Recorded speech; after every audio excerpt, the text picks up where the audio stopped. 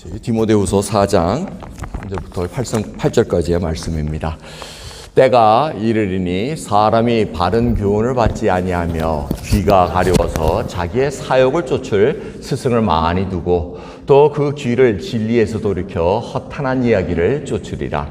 그러나 너는 모든 일에 근신하여 고난을 받으며 전도의 일을 하며 내 직분을 다하라. 관제와 같이 벌써 내가 부음이 되고 나의 떠날 기약이 가까웠도다.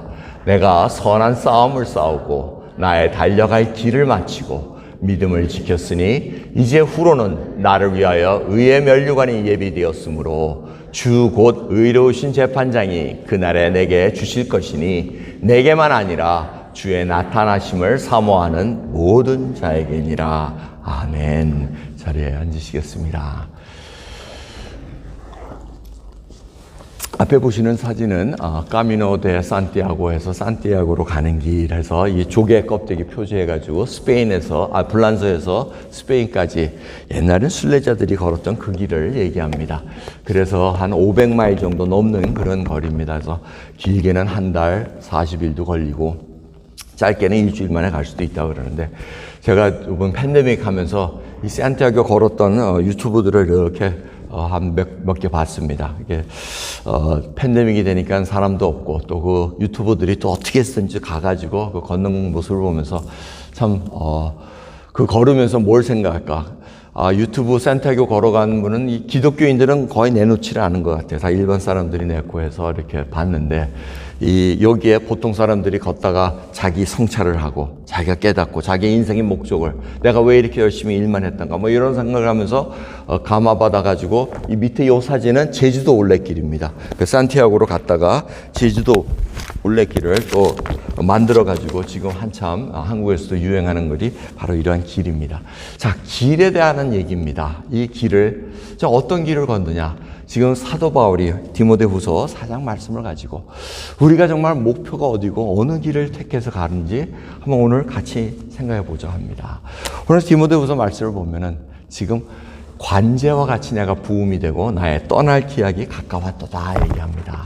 이 관제라는 것은 이 전제라고도 번역이 되는데 이 제사 드리는 방법 중에 하나입니다. 제사 드리는 방법이 화제도 있고 요제도 있고 거제도 있고 관제도 있습니다. 화제는 불을 태운다는 거, 거제는 이렇게 들어 올린다는 거, 요제는 흔든다는 거, 그리고 관제는 drink offering 해가지고 이 포도주나 이런 것들을 마지막 제물로 마지막 순간에 부으면서 마무리 짓는 그런 것을 의미하고 있습니다. 근데 사도 바울이 이 말을 쓴 이유는 바로 자기가 마지막 이 관제와 같이 부음이 되어 나의 떠날 기약이 가까웠도다. 즉 로마 감옥에 있습니다. 그리고 언제 죽을지 모르는 사형 언도를 받을지 모르는 그런 상황입니다. 자기는 순교할 때가 다 다가왔다는 그 얘기를 지금 하고 있습니다. 그러면서 자신이 돌아봅니다. 내가 어떠한 길을 걸어왔던가. 자기가 선한 싸움을 싸우고 달려갈 길을 다 마쳤다고 얘기합니다. 이 선한 싸움이라는 것은 막 치고받고 하는 싸움이 아니고 운동 선수를 얘기합니다. 레슬링이라든가 권투했던 그런 사람들을 규칙 안에서 싸웠다는 것을 얘기합니다. 내가 모든 것을 규칙 안에 싸우고 달려갈 길을 마쳤다는 얘기는 마라톤 경주를 얘기를 하고 있습니다. 그래서 자기가 맡은 사명을 어디 벗어나지 않고 그 코스대로 쫙 걸어갔다는 것입니다. 마라톤 경주할 때 제일 나쁜 사람이 누군지 알죠? 이거 코스 벗어나가지고 쉽게 가려는 사람. 그 보스턴 마라톤 할 때 누가 그랬다는 거 아니에요? 쭉 뛰고 가다 갑자기 지하철 타러 내려가서 결승점에 와가지고 자기가 마치 빠른 시간을 온 것 같이 하는데 그걸 속일 수가 없죠. 사람들이 다 찾아내가지고 저 사람 지하철 타고 갔다 그래가지고 또 문제가 된 적이 있습니다. 자, 이 달려갈 길을 갔다는 것은 내가 믿음의 코스에서 벗어나지 않았다는 겁니다. 그 길을 힘들 때도 갔다는 것입니다.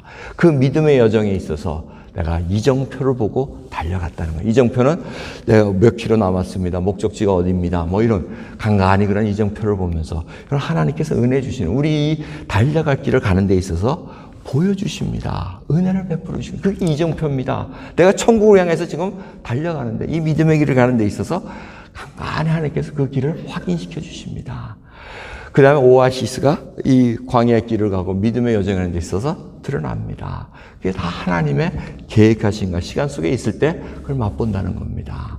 자, 믿는 자 누구에게나 가야 하는 믿음의 여정이 있다는 것입니다. 그리고 아담은 그 여정을 발로 찼습니다. 아담처럼 억울하진 않죠. 아담처럼 많은 것을 빼앗긴 사람도 없습니다. 생각을 해보십시오. 여러분들이 하나님 믿지 않으면서 어떤 상황인지는 모르겠으나 아담은 모든 것을 소유한 자였습니다. 아담과 하와가 낙원을 갖고 있었습니다. 일 안 해도 돼요. 평생 놀고 먹고 하나님 찬양 있으면 돼요. 근데 자기가 그 코스를 벗어남으로 말미암아 하나님의 명령한 것을 지키지 않음으로 말미암아 불순종으로 말미암아서 낙원을 뺏겨버립니다. 일해야 됩니다. 그리고 평생 사랑하고만 살을 줄 알았던 아내하고 어떻게 됩니까? 너 때문에 불평하고 너 때문에 내가 이 고생이다. 불평하고 싸우고 이 일이 그냥 지금까지 우리 내려오고 있습니다. 아담처럼 많이 뺏긴 사람 없습니다. 더구나 더 중요한 하나님의 관계를 뺏겨버립니다.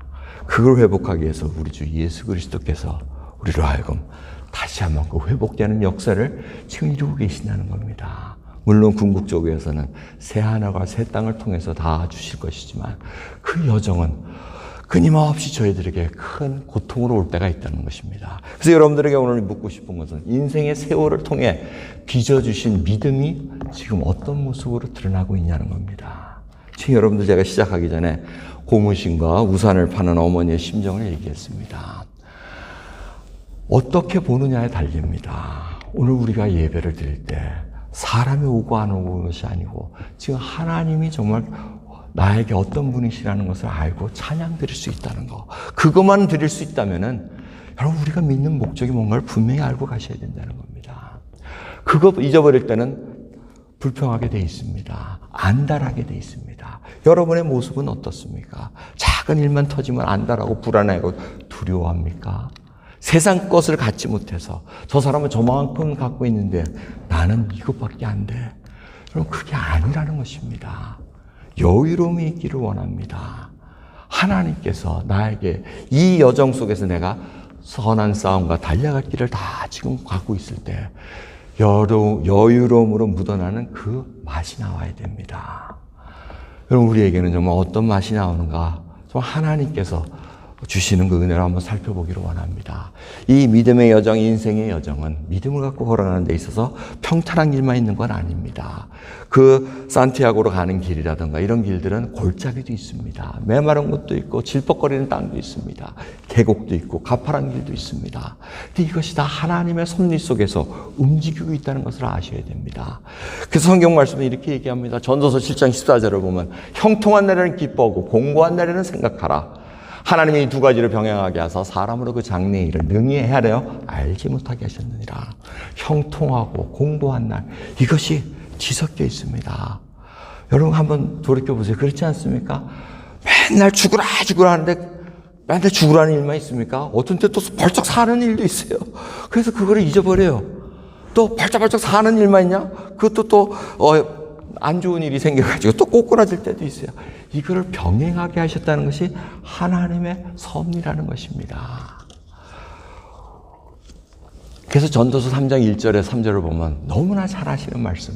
천하의 범사에 기한이 있다는 겁니다. 모든 목적이 이를 때가 있으니 날 때가 있고 죽을 때가 있고 심을 때가 있고 숨은 것을 뽑을 때가 있다는 그런 때가 있다는 것입니다. 죽일 때가 있고 치료시킬 때가 있고 헐 때가 있고 세울 때가 있다는 것입니다. 여러분 그러한 때를 여러분 어떻게 넘어가고 있습니까? 지난 주간은 참 찹찹한 한 주간이었습니다. 저희 노회장 되시는 레놀드 목사님이신데 이분이 22살 된 딸을 교통사고로 잃습니다. 지난주에 이랬다가 지난주 여기서 장례식을 했습니다. 그러니까 이 교회 젊은이들하고 잘 알죠. 그리고 이곳에 약혼자가 있는데 약혼자가 이 교회 청년입니다. 약혼자가 여기 와서 정말 울면서 정말 사랑했다 그러고 야 정말 그거 보니까 남편이 우는 것보다 더 애달프더라고요.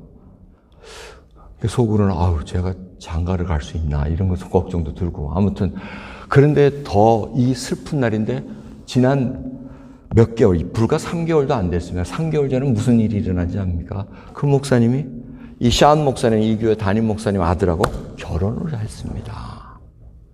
좋은 날이 있었어요. 그런데 불쑥 2개월도 지나지 않고는 장례를 해야 되는 슬픈 일이 있다는 겁니다. 그런 인생에, 제가 그 노회장 되신 베일러 목사님 이렇게 멀리서 쭉 쳐다보면 그래도 믿음에 있는, 같이 기도 제목 나눴으니까 그 딸을 위해서도 기도했고, 간호사였어요. 스태포드 하스피털의 간호사였어요. 그 딸이 배우자를 위해서 기도해서 배우자를 만나서 약혼도 하고, 이런 좋은 일들이 저희들이 기도 제목을 응답해 주셔서 좋다고 같이 이렇게 하는 그런 상황 속에서 떨커디 때가 돼서 뽑아가실 때도 있고, 헐 때도 있고, 죽음으로 가실 때도 있다는 이런 것들을 살펴보면서 정말 우리 이 믿음에게, 하지만 그 노회장 되신 베일리 목사님이 그래도 덤덤하게 자기 자녀들이 와서, 자녀들이 많은 것도 복스럽다. 그분이 애들이 5명인가 그래요. 그러니까 그 자녀들이 다 와서 언니 얘기, 동생 얘기 다 이렇게 해주면서 이게 하는 게, 그들은 자기 딸이 천국에 가 있다는 그걸로 기쁘다는 걸로 마무리를 짓습니다. 우리의 소망은 여기 있다는 것이 아닙니다.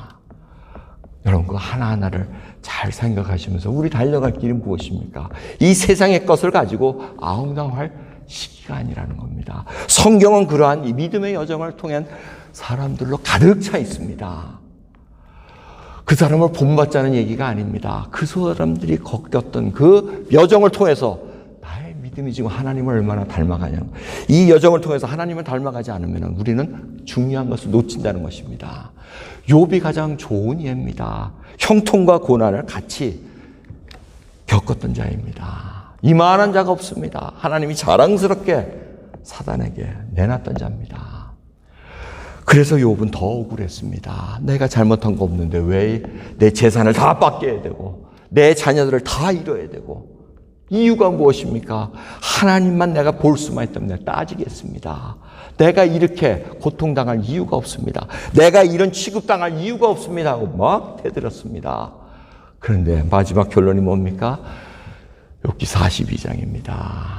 내가 죽게 대하여 귀로 듣기만 하셨었더니 이제는 눈으로 주를 배웠나이다.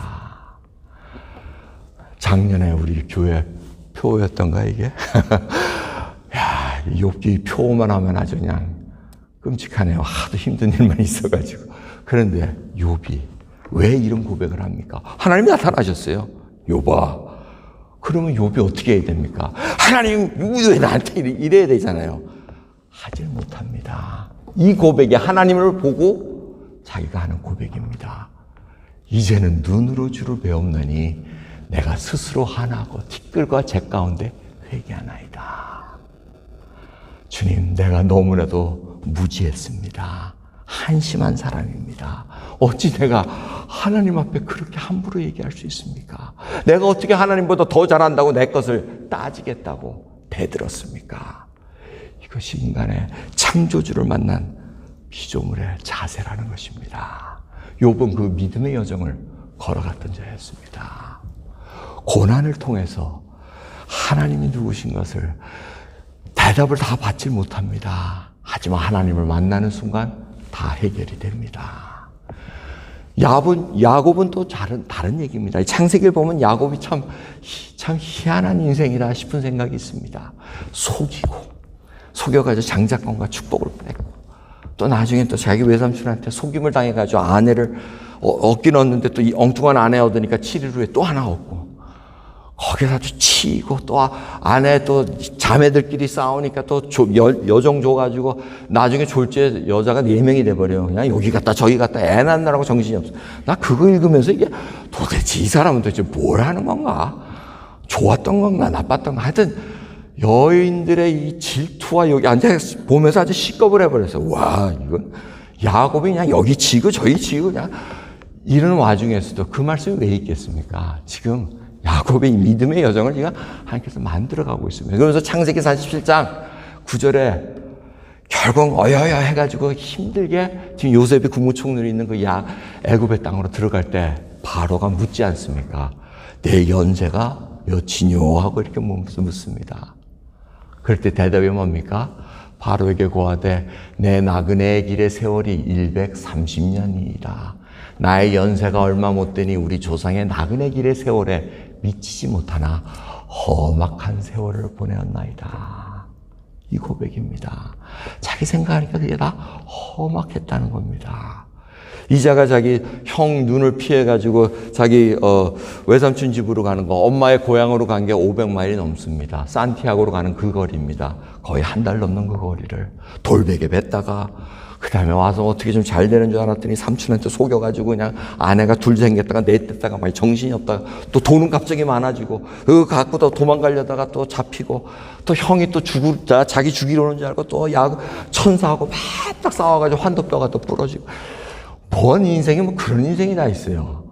그게 다 환난과 기쁨과 이게 믿음의 여정 속에서 하나님이 빚으시는 과정이라는 겁니다. 여러분들도 다 그런 여정을 겪었잖아요. 아마 여러분 다 일어나서 간증해 주시오 하고 하면 험악한 세월을 보냈나이다 이러실 겁니다. 그거 예외적인 사람 한 명도 없을 거예요. 있으면 복 받은 분이 아니죠. 하여튼 모르겠어요. 아무튼 다 야곱과 같이 저희가 속이고 속고 치이고 그러면서 하나님께서 빚어주셨어요. 여기까지 왔다. 그게 은혜라는 겁니다. 여러분께서 사도 바울이 그 얘기를 합니다. 이렇게 달려갈 길을 가면서 견딜 수 있었던 나의 신앙의 근원은 무엇이냐? 나의 달려갈 길을 마치고 믿음을 지켰다고 얘기합니다. 하나님이 나를 부르셔서 코스에 벗어나지 않고 자기가 책임 있게 다 완수하였다는 겁니다. 이 믿음이라는 거, 그 믿음이 바로 하나님과의 관계를 얘기합니다. 그 관계 때문에 내가 계속해서 벗어나지 않고 갈 수 있었다는 겁니다. 때로는 내가 지하철 타고 치링하고 싶지만 그러지 않았다는 겁니다. 요거로 속여가지고 취할 수 있었는데 그거 안 했다는 겁니다. 내가 손해를 보고 내가 억울함을 당해도 하나님이 부르셨기에 책임 있게 걸어왔다는 겁니다. 그것이 우리가 고백할 수 있는 그 믿음의 고백이라는 겁니다. 여러분 믿음을 착각하지 마시기 바랍니다. 나의 소원을 하나님 앞에 열심으로 관철시키라는 것이 믿음 아니라고 제가 몇 번 강조했습니다. 건강한 믿음은 하나님을 인격적으로 알고 닮아가는 겁니다. 그래서 내 것을 자꾸 내려놓는 겁니다. 세상 것을 쫓아보니 그게 나를 만족을 못 해줍니다. 그게 바로 야곱 아내들이 했던 행동입니다. 자식이 있으면 남편이 나를 사랑해 줄 거야. 이게 다 해도 안 됩니다. 더 나도 되지를 않습니다. 왜? 하나님께서 그 심령을 변화시켜 주지 않으면 되지를 않습니다. 그래서 우리에게 형통한 날과 고난을 허락하십니다. 이 고난을 통해서 우리가 어떻습니까? 고난 당할 때 하나님께 따지고 싶어 합니다. 왜 이렇게 하십니까?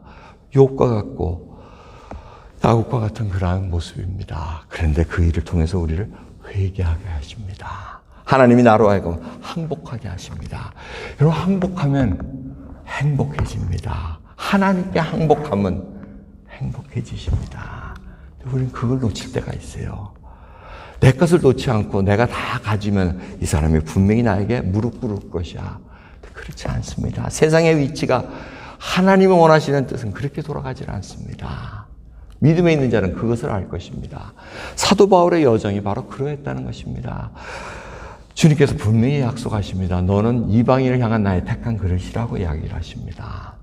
그런데 곧바로 그 그릇이 되질 않습니다. 다메섹 성에서 주님을 만난 다음에 아라비아로 갔다가 다소에 갔다가 다소에서 자기 고향에서 예수님이 이 나를 어떻게 하실 건가 이 고민하다가 바나바가 가서 안디옥으로 데려가서 소아시아의 전도 여행을 쭉 가게 합니다. 그러면서 로마 감옥에 갇히는 마지막 순간에 은혜가 무엇인가? 내가 나 된 것은 지금 하나님의 은혜라는 그 고백이 있을 수밖에 없다는 겁니다. 여러분 이 은혜라는 것은 어떻게 보면은 수영장, 지금 보면 이 수영장 이랬는데 여러분 처음에 우리가 예수님 만난 다음에는 텅 빈 수영장입니다. 다 empty입니다. 근데 그 수영장이 다 더러워요. 그래서 이번 수영장 1년마다 YMCA 제가 수영하러 이제 가보면 1년에 한 번씩 깨끗이 한다고 물을 쫙 빼면은 그 뒤에 찌꺼기가 많습니다. 그거 다 찢어내고 하는데 여러분 우리가 예수 그리스도 처음 만날 때 그렇습니다. 다 찢깁니다. 회개하고 하나님께서 합니다. 그러면서 은혜를 부어주십니다. 말씀이 이렇게 달아요. 어이구, 하나님 볼 때마다 나 이렇게 형제 자매들이 나를 위해서 돌아가시고 이분들이 얼마나 사랑스러운지 몰라. 그것도 근데 잠깐 좀 지나면 미움이 슬떡슬떡 사옵니다. 그런데 그 은혜가 헛된 게 아니라는 겁니다. 문제는 은혜를 받았는데 수영장에, 저 큰 수영장에 눈물만한, 눈꽃만한 물이 톡 떨어지면 어느 정도 되겠습니까? 수영장에 티도 안 나요. 사람이 수영할 수도 없어요. 그런데 은혜는 거기에 있습니다. 머물러 있습니다. 내가 모르고 있을 뿐이죠. 그래서 은혜를 더 강구해야 된다는 겁니다. 그래서 여러분, 옛날에 받았던 은혜 그게 헛된 거 아닙니다. 하지만 거기에서 안주하지 말라고 제가 계속 말씀드립니다. 새로운 것을 부어주셔서 여러분들 여기에 보이는 이 수영장을 하나님께서 원하시는 그릇입니다. 그래서 고난과 형통을 같이 주시면서 믿음의 여정을 걸어가게 하신다는 겁니다. 한 방울 한 방울 떨어지는 그 은혜 속에서 언젠가는 수영장에 물이 꽉 찹니다. 그것이 바로 우리가 마지막 달려갈 길을 다 달리고 하나님, 이제는 하나님 앞에 내가 찬양해 볼 수가 있습니다. 여러분, 지난주에 그 장례식을 보면서, 와, 젊은 사람 장례식은 정말 제가 해본 적이 없어가지고, 이 3자로 보니까 이거 할 것 아니다 싶더라고요. 저거 할 것 아니다. 어르신 분들은 돌아가시면은 사실은 해피하잖아요. 잘 돌아가시면. 그리고 믿음까지 있으면 더 해피. 믿음 없는 분은 조금 아주 슬프지만. 그래서 믿음에 있는 걸 보여주셔야 됩니다. 우리 성도님 한 분 한 분 이제 다 저희들 볼 날이 가까우잖아요. 언제 될지 모릅니다.